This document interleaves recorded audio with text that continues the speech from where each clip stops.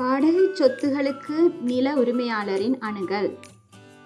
குடியிருப்பு குத்தகைதாரர் அலுவலகத்திற்கு உங்களை அன்புடன் வரவேற்கிறோம், அல்லது சுருக்கமாக ORT.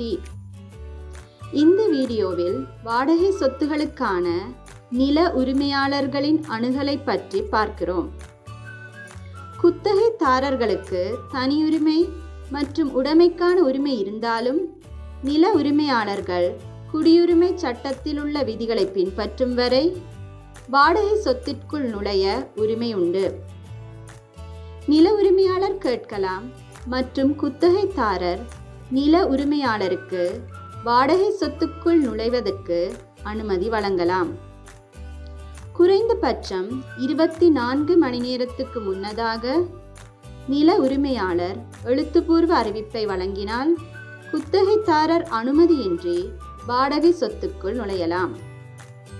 குடியுரிமை சட்டத்தில் பரிந்துரைக்கப்பட்ட நோக்கங்களுக்காக காலை 8 மணி முதல் இரவு 8 மணி நேர இடைவேளையில் அதிகபட்சம் 4 மணி நேர நுழைவு காலத்தை நில உரிமையாளர் பெறலாம். மேலும் ஞாயிற்றுக்கிழமை அல்லது குத்தகைதாரரின் மத வழிபாட்டு நாட்களில் வாடகை சொத்துக்குள் நுழைய முடியாது.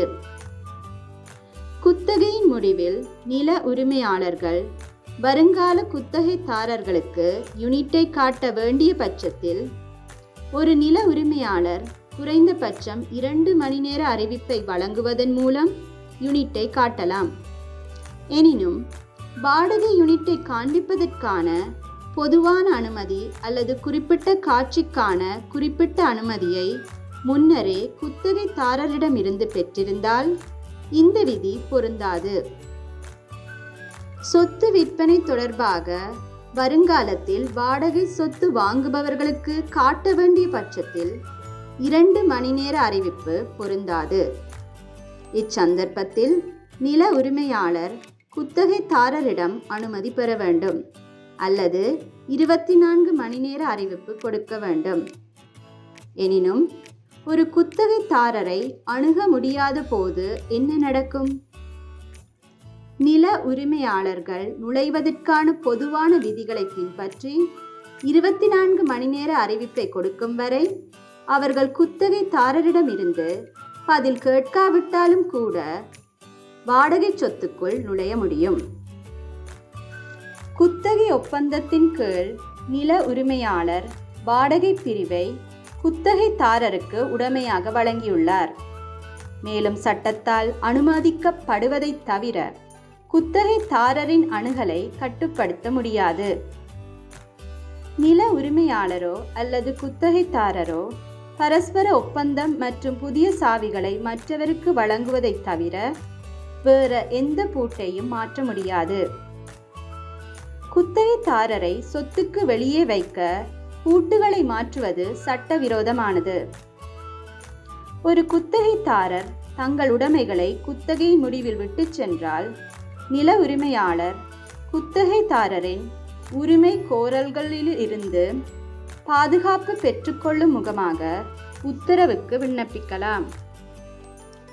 மேலும் நில உரிமையாளர் குத்தகைதாரர் விட்டு சென்ற சொத்தை அப்புறப்படுத்த அனுமதி பெறலாம். கார்கள் மற்றும் ட்ரெய்லர்கள் உட்பட அனைத்து சொத்தின் பட்டியலை மதிப்பிடப்பட்ட மதிப்புடன் நில உரிமையாளர் வழங்க வேண்டும். குத்தகைதாரர் விட்டு சென்ற சொத்தை எவ்வாறு கையாள்வது என்பது பற்றிய முழு விவரங்களுக்கு எங்கள் வலைத்தளத்தை பார்வையிடவும்.